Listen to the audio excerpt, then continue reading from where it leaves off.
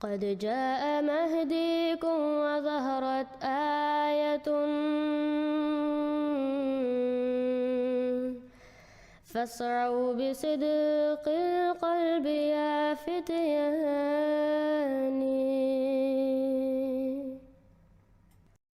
السلام علیکم ورحمۃ اللہ وبرکاتہ۔ آج کی ویڈیو میں ہم صداقت حضرت احمد علیہ السلام کے لیے ایک اور نشان پیش کریں گے، اور وہ ہے چاند اور سورج کا گرہن۔ یہ علامت یہ ہے کہ رمضان کی اول شب کو چاند گرہن ہوگا، رمضان کی اول شب کو چاند گرہن ہوگا، اور 15 رمضان کو سورج گرہن ہوگا۔ اچھا، یہ ایک سب سے بڑی علامت ہوگی جو امام مہدی علیہ السلام کے آئندہ آنے والے دور کے حوالے سے نشانی ظاہر کی جائے گی کہ اب وہ ظاہر ہونے والا یا ان کی ولادت ہونے والی، جو بھی اہل تشیع یا اہل سنت کا اس حوالے سے عقیدہ پایا جاتا ہے۔ حضرت محمد صلی اللہ علیہ وسلم نے ایک پیش گوئی میں فرمایا کہ امام مہدی کی سچائی کے لیے اللہ تعالیٰ چاند اور سورج گرہن دکھائے گا، اور وہ بھی رمضان کے مہینے میں۔ بعض مسلمان اس حدیث کی صحت پہ اعتراض کرتے ہیں۔ اس ویڈیو میں ہم سنیں گے کہ ایک بریلوی عالم اس حدیث کو صحیح مانتا ہے اور تسلیم کرتا ہے کہ یہ نشان امام مہدی کی سچائی کے لیے ہوگا۔ سبقت لسانی کی وجہ سے اس بریلوی عالم نے یہ غلطی کی کہ اس نے یہ کہا کہ چاند اور سورج گرہن ایک ہی دن میں ہوں گے۔ ان کے آنے سے پہلے رمضان شریف کی پہلی تاریخ کو چاند گہن ہوگا، اور اسی دن سیم ڈے دوپہر کے وقت سورج گہن ہوگا۔ ان کے آنے سے پہلے رمضان شریف کی پہلی تاریخ کو چاند گہن ہوگا، اور اسی دن سیم ڈے دوپہر کے وقت سورج گہن ہوگا۔ اس سلسلے میں بہت ساری احادیث ہیں جو ذکر کی جا سکتی ہیں، لیکن جو واضح طور پر 2 اور 2 4 کی طرح جو ثابت آتی ہے وہ حدیث میں آپ کے سامنے رکھتا ہوں۔ وہ حضور صلی اللہ علیہ وسلم کی ایک پیش گوئی ہے جس میں حضور نے فرمایا کہ ان لمہدین آیتین لم تکونا منذ خلق السماوات والارض تنکسف القمر فی اول لیلۃ من رمضان وتنکسف الشمس فی النصف منہ ولم تکونا منذ خلق اللہ السماوات والارض۔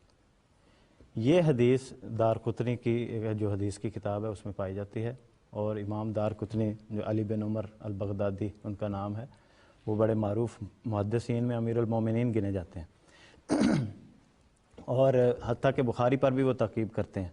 اس لحاظ سے جو تذکرۃ الحفاظ میں جو جرح و تعدیل کی کتاب ہے اس میں بھی انہوں نے لکھا کہ علم حدیث اور علل حدیث کے لحاظ سے ان کا کوئی ثانی نہیں ہے، اور انہوں نے اپنی یہ کتاب میں یہ حدیث درج فرمائی ہے کہ ہمارے مہدی کے لیے، یعنی حضور صلی اللہ علیہ وسلم نے یہ پیش گوئی فرمائی ہے کہ ہمارے مہدی کے لیے 2 نشانات ہیں کہ چاند کو رمضان کے مہینے میں پہلی تاریخوں میں گرہن لگے گا، اور سورج کو رمضان کے مہینے میں درمیانی تاریخ میں گرہن لگے گا، اور یہ نشان 2 ایسے ہیں کہ جب سے زمین و آسمان پیدا ہوئے ہیں یہ نشان کے طور پر کسی اور کے لیے ظاہر نہیں ہوا۔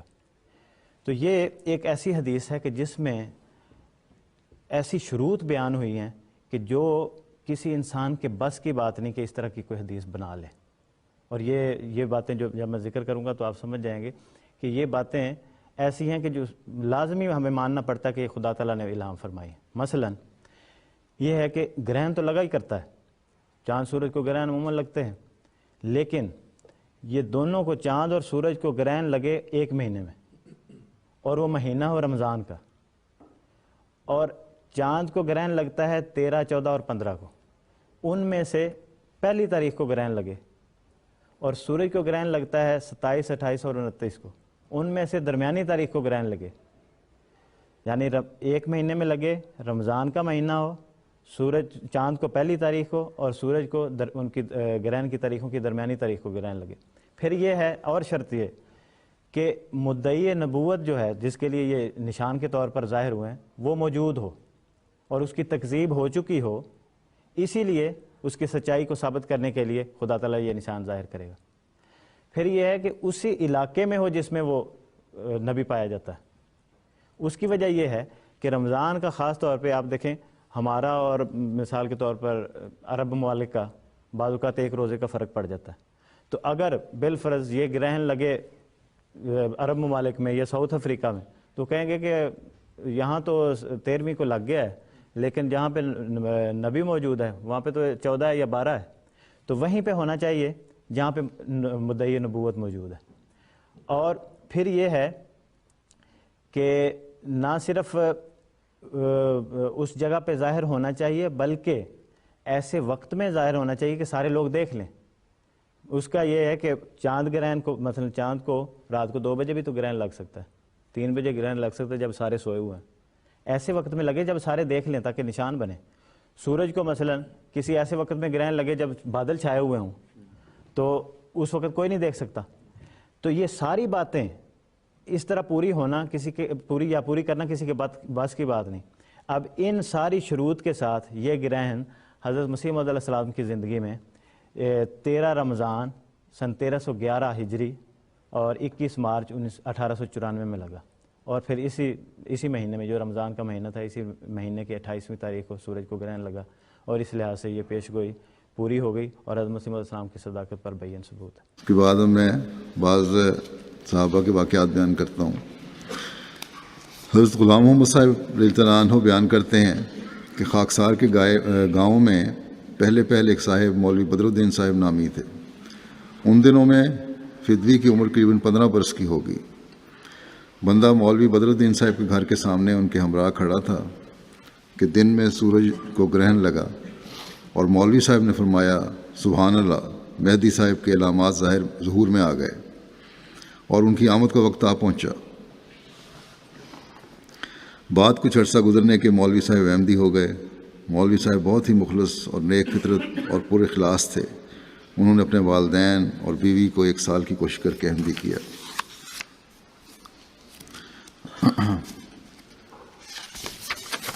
پھر حافظ محمد حیات صاحب افلالیاں اپنے ایک مضمون انہوں نے لکھا تھا لالیاں میں احمدیت،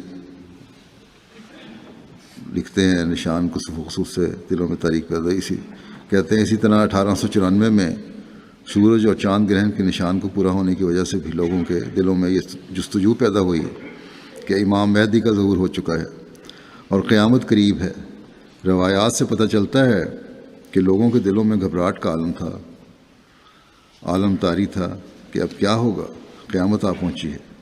اسی زمانے میں ان نشانات کا اکثر تذکرہ تھا۔ چنانچہ حافظ محمد لکھو نے اپنی احوال الاخرہ میں امام مہدی کے ظہور کے نشانات کا اپنی پنجابی کلام میں ذکر کیا تھا۔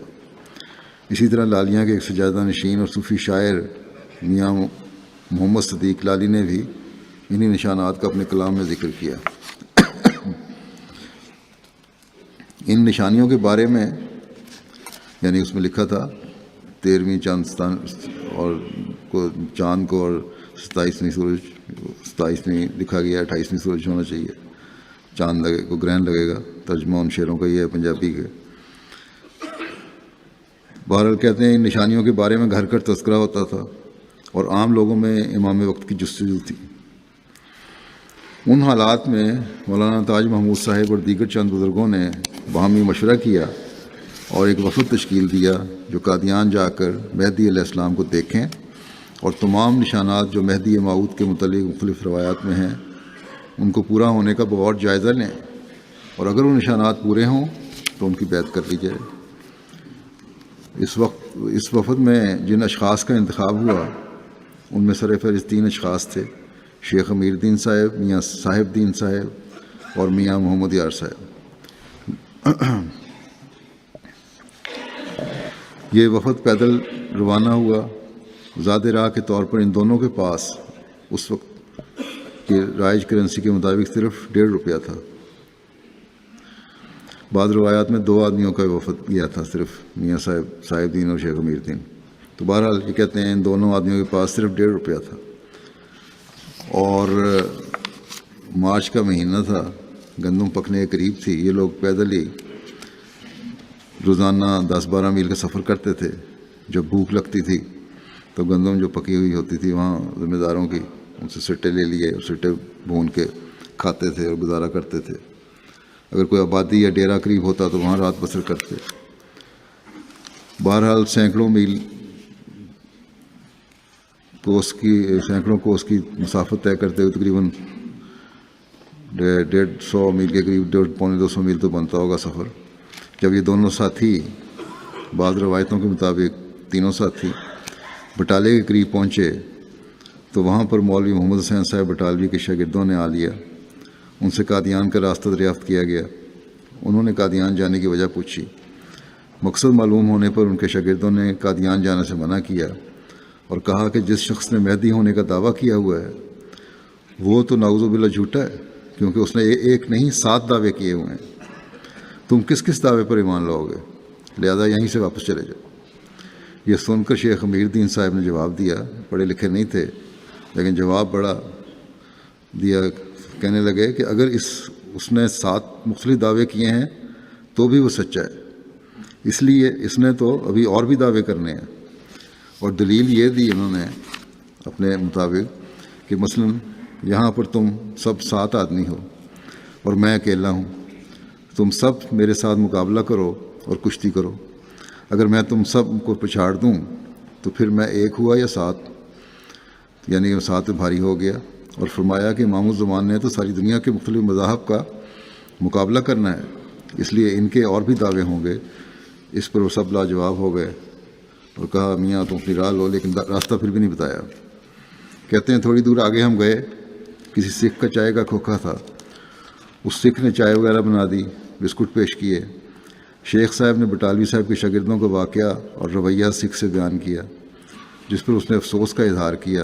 سکھ نے کہا کہ میں تمہیں راستہ بتاتا ہوں، آپ ضرور قادیان جائیں. معلوم ہوتا ہے کہ وہ اپنے دعوے میں سچا ہے. مسیح موعود کے بارے میں فرمایا. پھر کہنے لگا کہ ہم مرزا صاحب کو جانتے ہیں. چنانچہ وہ سکھ دور تک ساتھ گیا اور راستے پہ چھوڑا جو سیدھا قادیان جاتا تھا. اس وقت قادیان کا کوئی پختہ راستہ نہیں تھا. جب یہ دونوں ساتھی قادیان پہنچے تو اس وقت حضرت مسیح علیہ السلام مسجد مبارک میں تشریف فرما تھے. مجلس لگی تھی. چند غیر از جماعت علماء اور گدی نشین اس مجلس میں بیٹھے تھے جن سے حضرت اقدس مکالمہ و مخاطبہ فرما رہے تھے اور ان کے سوالات کے جوابات ارشاد فرما رہے تھے، اور ساتھ ہی ساتھ تحریر میں بھی مصروف تھے. یہ بھی ایک نشان تھا کہ آپ ایک طرف تحریر فرما رہے تھے اور قلم چل رہا تھا جیسے کوئی غیب سے مضمون دل میں اتر رہا ہے، اور دوسری طرف مجلس میں بیٹھے لوگوں سے گفتگو فرما رہے ہیں. قلم میں کوئی رکاوٹ نہیں آتی تھی. ان ساتھیوں کا تعارف حضور سے کروایا گیا. شیخ صاحب نے عرض کیا کہ حضور ہم لالیاں سے آئے ہیں. حضور نے پوچھا کہ لالیاں کہاں ہے؟ جو اکثر تو لوگ جانتے ہوں گے، جو نہیں جانتے ہیں ان کے اطلاع کے لیے کہ لالیاں روا سے تقریباً 8 میل کے فاصلے پہ اب ایک ہے قصبہ، یا بلکہ شہر بن چکا ہے. بہرحال یہ اس زمانے میں یہاں سے گئے تھے. اس وقت مجلس میں حضرت حکیم مولانا نور الدین صاحب بیٹھے ہوئے تھے جن کا تعلق بھیرے سے تھا، اس لیے لالیاں کے بارے میں وہ جانتے تھے. انہوں نے عرض کیا کہ حضور لالیاں کڑانا اور لک بار کے پاس ہے، جس پر حضور نے فرمایا کہ ہاں وہ لک اور لالی. کیونکہ لالی کا شعر سن چکے تھے شاید اس لیے علم میں ہو.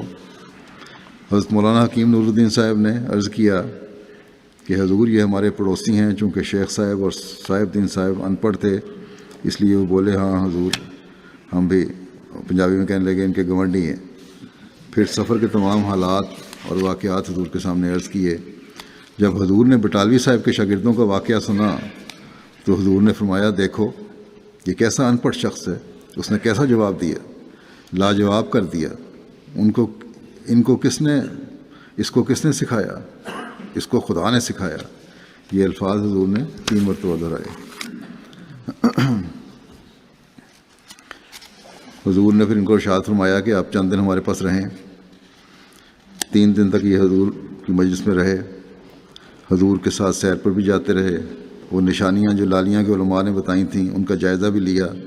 اپنی آنکھوں سے نشانیوں کو پورا ہوتے دیکھا. آخرکار واپسی سے پہلے مسجد میں حاضر ہو کے حضور کو حضرت نبی کریم صلی اللہ علیہ وسلم کا سلام جو مہدی کے پہچانے کی تاکید فرمائی تھی عرض کیا، بیعت کی درخواست کی. اس پر حضور نے فرمایا ابھی کچھ دن اور ہمارے پاس رہیں. یہ سن کر شیخ صاحب آپ دیدہ ہو گئے اور اپنے پاؤں آگے کر کے حضور کو دکھایا. عرض کی کہ حضور اتنی لمبی مسافت سے ہمارے پاؤں سوج گئے ہیں، اتنی تکلیف ہم نے برداشت کی ہے اور ہم نے آپ کو سچا مہدی پایا ہے، نہ جانے زندگی ساتھ دے یا نہ دے، ہماری بیعت قبول فرمائیں۔ چنانچہ پھر وہاں مسجد مبارک میں ان کی بیعت ہوئی، دستی بیعت۔ اسداللہ قریشی صاحب حضرت قاضی اکبر صاحب رضی اللہ عنہ کے بارے میں تحریر کرتے ہیں کہ حضرت قاضی صاحب رضی اللہ عنہ حلقہ بگوش احمدیت ہونے سے قبل اہل حدیث تھے۔ حضرت مولوی برہان الدین صاحب جیلمی سے مراسم تھے، اپنے علاقے کے امام تھے، علاقے کے لوگوں کی دینی تعلیم اور تدریس میں مشغول تھے کہ کسوف و خسوف کا نشان آسمان پر ظاہر ہوا۔ آپ اس امر سے پہلے ہی آگاہ تھے کہ امام مہدی علیہ السلام کے ظہور کا زمانہ قریب ہے۔ کسوف و خسوف کے عظیم الشان نشان کے ظاہر ہونے پر اپنے طلباء اور حلقہ احباب میں تذکرہ ہونے لگا۔ بشیر، یہ ان کے پوتے ہیں بشیر احمد صاحب، وہ کہتے ہیں کہ میں نے یہ بیان میاں منگا صاحب سے سنا ہے کہ ہم قاضی صاحب سے پڑھتے تھے کہ سورج اور چاند گرہن کا نشان رمضان میں ظاہر ہوا تو قاضی صاحب نے فرمایا کہ امام مہدی علیہ السلام کے ظہور کا نشان تو ظاہر ہو گیا ہے، ہمیں ان کی تلاش کرنی چاہیے۔ ان ایام میں 4 کوٹ کے لوگ سودا صرف کے لیے جیلم جایا کرتے تھے۔ قاضی صاحب نے جیلم آنے والے احباب کے سپرد یہ کام کیا کہ حضرت مولوی برہان الدین صاحب رضی اللہ عنہ سے ملاقات کریں، ان سے پوچھ کر آئیں کہ یہ نشان تو ظاہر ہو گیا سورج چاند گرہن کا، آپ امام مہدی علیہ السلام کے بارے میں ہماری رہنمائی فرمائیں۔ چنانچہ وہ لوگ حضرت مولوی صاحب سے ملے۔ حضرت مولوی صاحب نے چند کتب اور ایک خط حضرت قاضی صاحب کی طرف بھیجا۔ خط اور کتب کی وصولی سے قبل آپ نے رویا میں دیکھا کہ کسی نے آپ کو 3 کتابیں پڑھنے کے لیے دی ہیں۔ ان میں سے پہلی کتاب پڑھنے کے لیے آپ نے کھولی تو اس کے اندر گند بھرا ہوا تھا اور بدبو آ رہی تھی، اس پر آپ نے وہ کتاب پھینک دی۔ پھر 2 کتابوں کو دیکھا کہ ان سے نور کے شعلے نکل رہے ہیں۔ حضرت مولوی برہان الدین صاحب رضی اللہ عنہ کی بھجوائی ہوئی کتب کی وصولی پر آپ کا رویا اس طرح پورا ہو گیا کہ حضرت مولوی صاحب نے جو کتاب آپ کو بھجوائیں ان میں ایک کتاب حضرت اقدس مسیح موعود علیہ السلام کے دعوی کی تردید کے متعلق تھی۔ آپ نے پہلے اسی کو پڑھنا شروع کیا۔ جب اس میں حضرت مسیح موعود علیہ السلام کے متعلق دل آزار الفاظ دیکھے تو اس کو پڑھنا ترک کر دیا اور پرے پھینک دیا، اور دوسری 2 کتب اور خط پڑھے تو انہیں اپنی رویا کے عین مطابق پایا، اور آپ کو تحقیقات کی مزید تحریک ہوئی۔ چنانچہ آپ نے تحقیق کے لیے 3 افراد پر مشتمل وفد قادیان بھجوایا، اور تینوں نے قادیان پہنچ کر حضرت مسیح علیہ السلام کے دست مبارک پر بیعت کی سعادت حاصل کی۔ اور یہاں یہ بھی قابل ذکر عمل ہے، جس طرح کہ روایات میں آتا ہے، ہر جگہ ہی ہر ایک کے ساتھ ہوتا ہے۔ جب یہ وفد بھی بٹالے پہنچا تو مولوی محمد حسین بٹالوی نے انہیں روک کر لیا، کچھ خاطر مدارات بھی کی اور کہا آپ لوگ خواہ مخواہ کئی دنوں کے پیدل سفر کی تکالیف برداشت کر کے قادیان جاتے ہیں، آپ چونکہ دور دراز علاقے کے رہنے والے ہیں اس لیے آپ کو صحیح علم نہیں، مرزا صاحب کا سارا کاروبار جھوٹا ہے، اس لیے آپ لوگ واپس چلے جائیں۔ چنانچہ مولوی صاحب انہیں نہ صرف یہ کہا بلکہ واپس شہر کے کنارے تک باہر تک چھوڑ کے گئے، مگر ان سے رخصت ہونے کے بعد یہ تینوں پھر بجائے واپس جانے کے قادیان پہنچ گئے اور وہاں کے اللہ تعالیٰ کے سے بیعت کر لی۔ اس کے بعد قاضی صاحب نے پہلے تحریری بیعت کی اور پھر قادیان پہنچ کر دستی بیعت کا شرف حاصل کیا۔ پھر حضرت مولانا ابوالعطا صاحب جلندری کے دادا قاضی مولا بخش صاحب تحصیل نواں شہر ضلع جلندھر کے معروف اہل حدیث خطیب تھے۔ جب نشان کسوف و خسوف ظاہر ہوا تو انہوں نے ایک خطبے میں رمضان المبارک کی 13 اور 28 تاریخ کو بالترتیب چاند گرہن اور پھر سورج گرہن کا تفصیل کے ساتھ ذکر کرتے ہوئے واضح کیا کہ یہ امام مہدی کے ظہور کا نشان ہے۔ اب ہمیں انتظار کرنا چاہیے کہ امام موعود کب اور کہاں سے ظاہر ہوتا ہے۔ اس خطبے کا خاطر خواہ اثر ہوا، چنانچہ محترم قاضی صاحب کو یعنی قاضی مولا بخش صاحب کو جو مولانا ابوالعطا صاحب جلندری کے دادا تھے، ان کو اگرچہ خود قبول کرنے کی صورت پیدا نہ ہوئی، مگر ان کے بڑے بیٹے یعنی مولانا ابوالعطا صاحب کے والد حضرت میاں امام الدین صاحب کو مدعی کا علم ہوا، اور کچھ مطالعہ اور غور و فکر کے بعد حضرت مسیح علیہ السلام کی تصدیق اور بیعت کرنے کی سعادت نصیب ہوئی۔ If you have not yet subscribed, make sure to subscribe and click on the bell icon so you can get notifications for every new video. Also make sure to like and comment on the video and follow on Twitter and Instagram.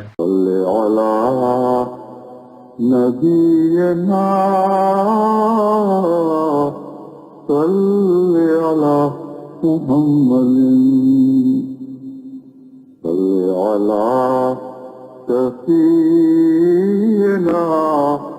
صلی علی محمد